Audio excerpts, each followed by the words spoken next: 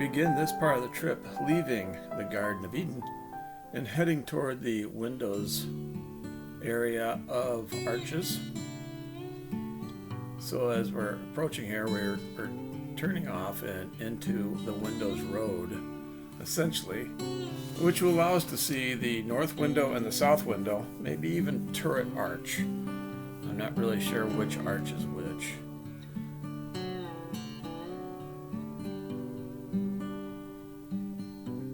Actually, as we're pulling out of here, you might be able to see the Elephant Butte, which would actually be right there, more than likely. It's quite elevated. It's at 5,655 feet, or 53 feet. This is interesting. The waviness in the rock, is that done by wind? Is that done by water? Is that the way the sandstone was laid down and left as petrified, sand dunes? And then we see an arch off in the distance right there. Don't know the name of it, but it is an arch. And this is on the road, as I say, to windows. And we're seeing other arches along the way as well, and broken arches. So keep your eyes open. You'll see like where two fins have separated and caused a kind of a U shape that we see right above the car right there. That could have been an arch that fell at one time.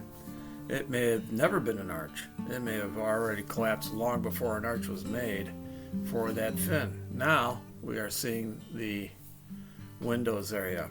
Unfortunately, parking was at a premium here, and as a result, my initial pictures are from distance and from the car of the north and south windows arches, and I believe that's the north window. And then we swing around and we'll see the double arch. There's a double arch right there, and it looks like it's a cave, doesn't it? And I do believe that's double arch. So that's kind of cool. We get to see that. And then you see these buttes, and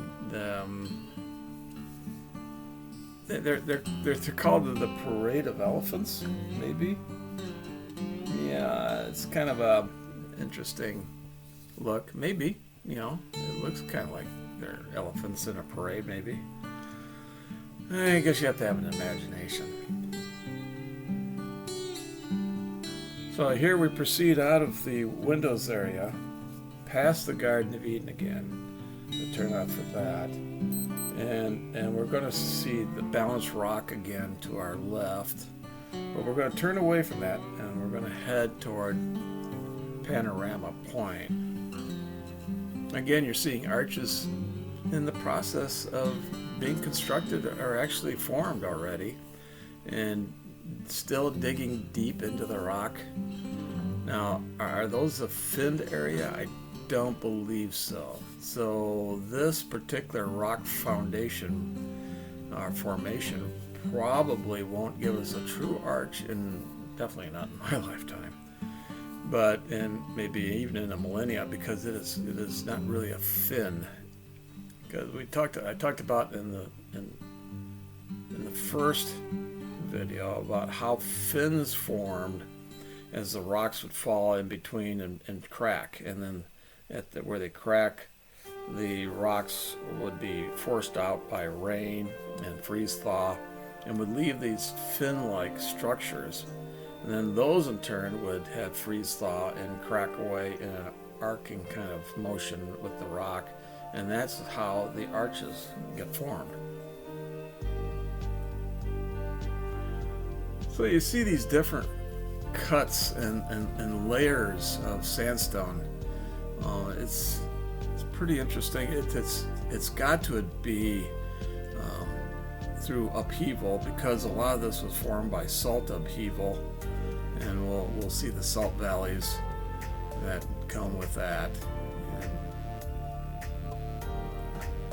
And, it's what formed this area, the upheaval salt under pressure becomes unstable, and as a result it does lift the rock and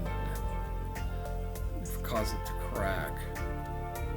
So off to the left was the pothole arch, and being by myself, I didn't see it. I was able to capture it, so we missed that one. And we're now probably going to see Balanced Rock coming up here pretty shortly. It actually is right there to our left, right there. And we're going to bypass that. We're going to come back to that later. We're going to come back to the windows area again later. It was just too crowded. I wanted to be able to park and get some better pictures.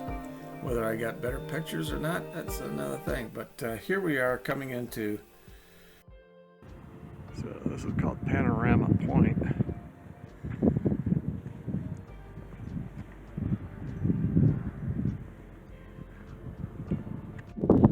That desert crust that they're talking about, that green stuff down there. Yeah, okay, I get it now. I'm not seeing it here so much because it's at an angle, but if you look closely, you can see it. It's in the rocks.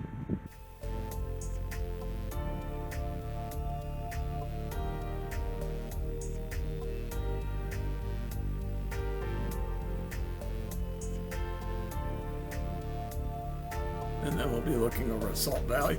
This is describes how Salt Valley formed the breaks that formed the fins. And that leads down to that Salt Valley. That's pretty cool.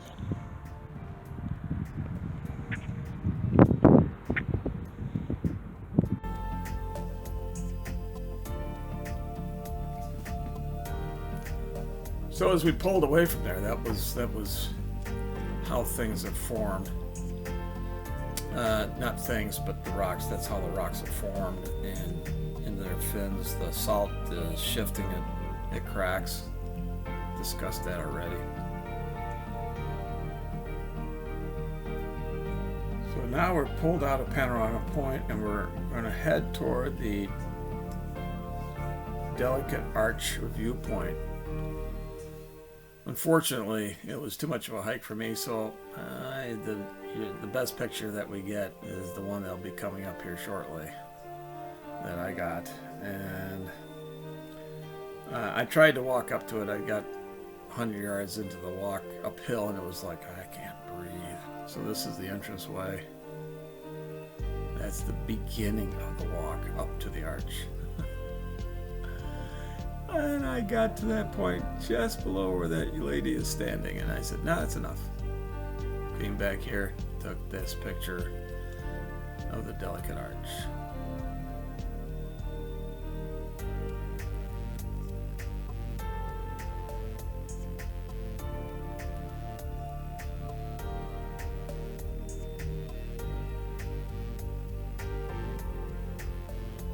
Pulled on out of there, and on the way back stopped off at the Wolf Ranch.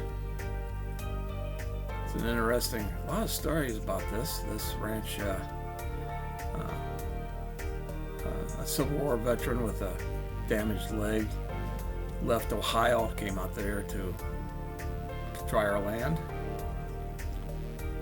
Brought his older son with him. This is the old Wolf Ranch. Interesting, they built this about the same time that the House of Pana was built.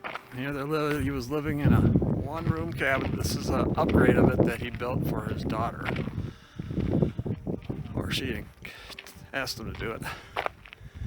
And he lived here for about 2 decades. 10 to 20 years, somewhere around there. That must have been there. Storage for their food. Chinked out. Obviously the chinks have been replaced. One-room cabin. I don't know if you can see that through there. It's just a table and chair and a bench. Where'd you sleep? This is an upgrade because it had a wood floor.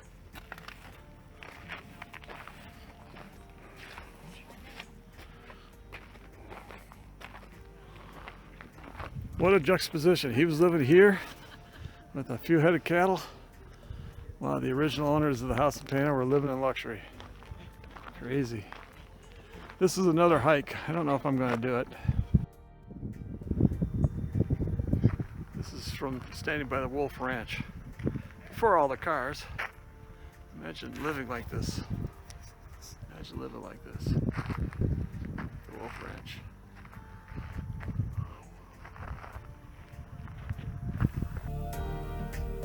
As I said, John Wolf brought his older son out there, and a few years later his daughter came out with her husband and their 3 kids and was appalled at the conditions her father was living under, her father and her brother were living under, and said, "You've got to build a proper cabin with windows and doors and a wood floor."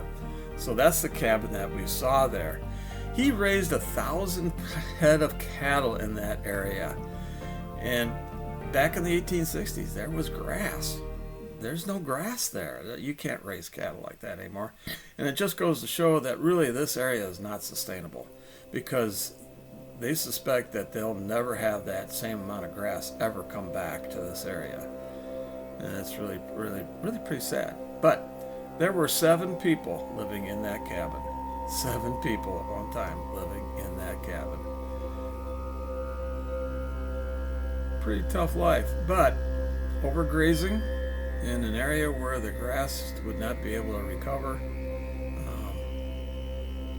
You saw it, it's all rock. There's very little grass, and whatever is there is mostly sagebrush and this lichen material that's on the rocks that we saw at Panorama Point. So from here we're heading over to the Fiery Furnace viewpoint. And it's, as you can tell by the colors, it looks pretty fiery. But we're not quite there yet. But and we're also going to see the Salt Valley again as well. Okay, that's the Salt Valley again. We just came out of that. And we're looking at this rock formation, which is pretty awesome. No arches. Oh, you got an arch right there. Little one. Yeah. Me and my trusty steed.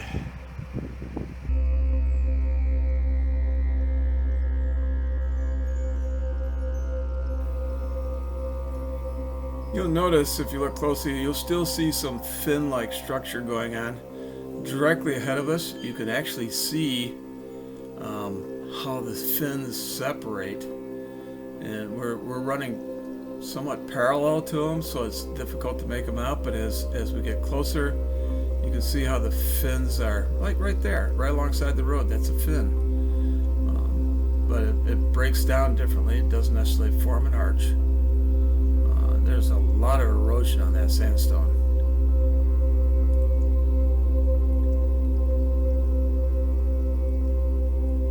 And really, this is to enjoy the view. Just the day turned nice. It started out being really cloudy, which made it very difficult to photograph. But most of the clouds have dissipated, and now we have bright sunshine, which just makes these rocks glow. And you're starting to see some striping. That's explained a little bit later on in the rock, where it's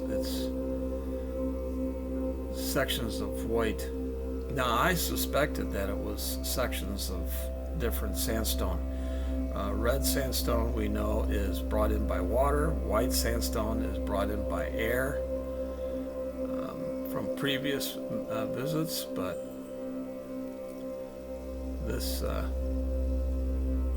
this explains something a little bit differently.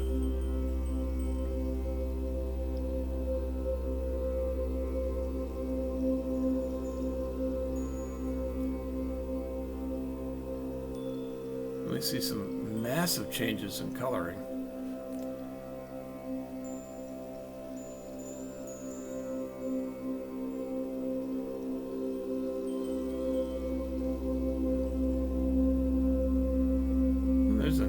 arch there. Can I tell you which arch it is? No, it's probably one of the named arches. And my guess is I have no idea what it is. Because there's no name on the map for it right here, but I'm pretty sure that has a name. If you know what it is, leave it in the comments. I appreciate it.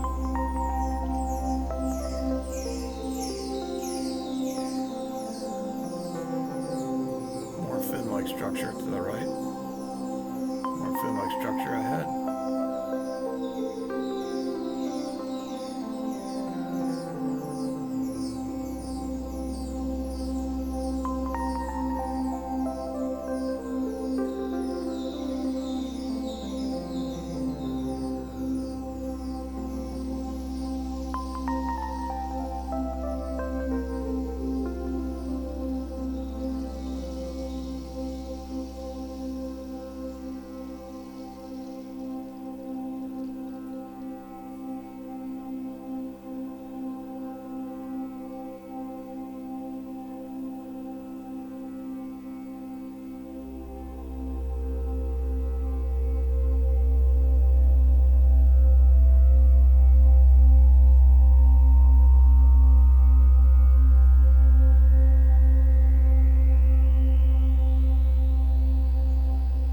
Even for October, there were a lot of people here.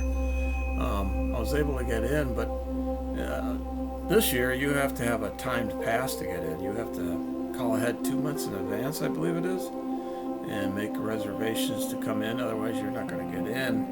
And that runs from April 2nd to October 3rd. So this is after October 3rd, so that's not a problem. But if you're trying to do this during the summer, you better plan ahead or have time to move in the fall or early spring. Again, more striping.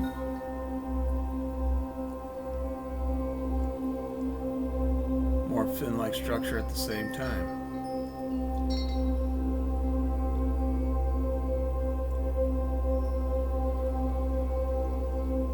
So that's a pretty dramatic fin straight ahead there.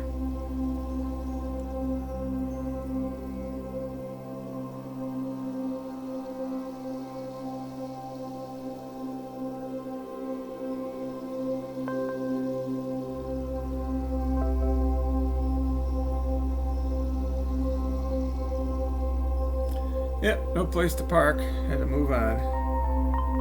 So that may have been the Salt Valley Overlook. We'll check that out.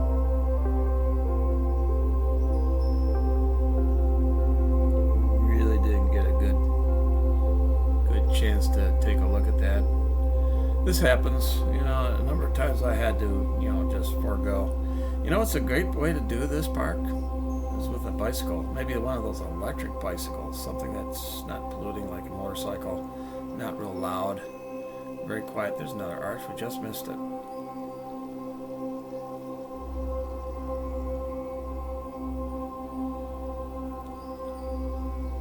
But that would be awesome, plus it'd be easy to park it anywhere alongside here. Stop at any time. Take a couple extra batteries with you because this is actually a pretty long trip.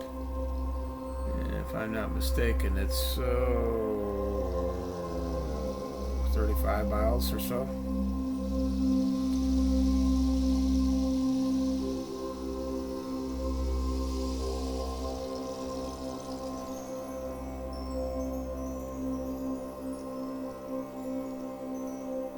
Just a chance to see some of the sights.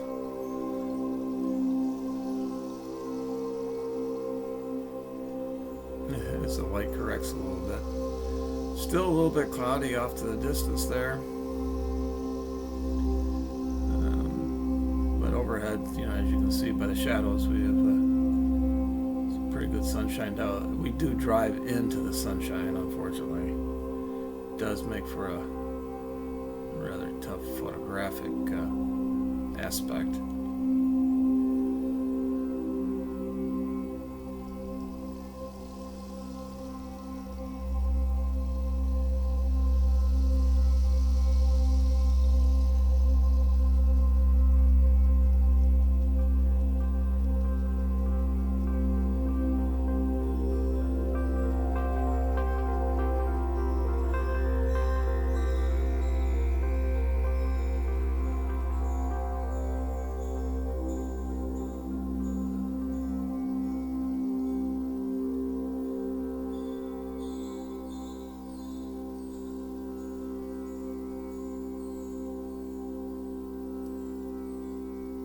Pretty impressive.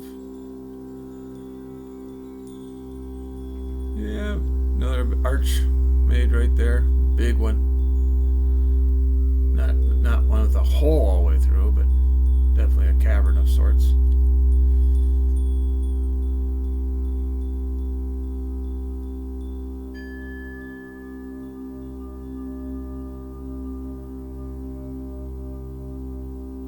May have gone as far north as the Sand Dune Arch, but we didn't go to the Devil's Garden yet.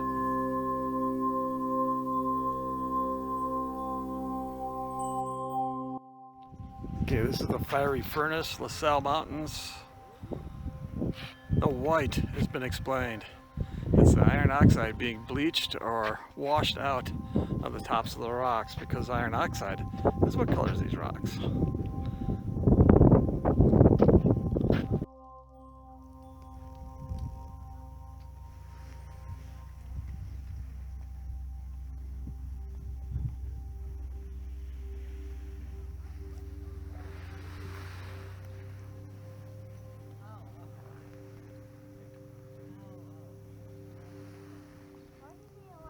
Well, he's done, but you know what? This is climbable.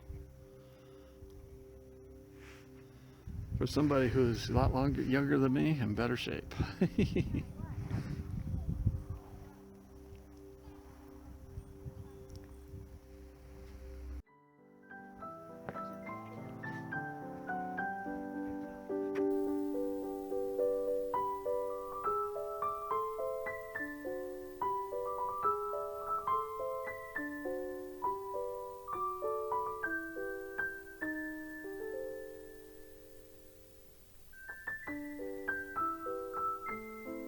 And as always, thank you for watching.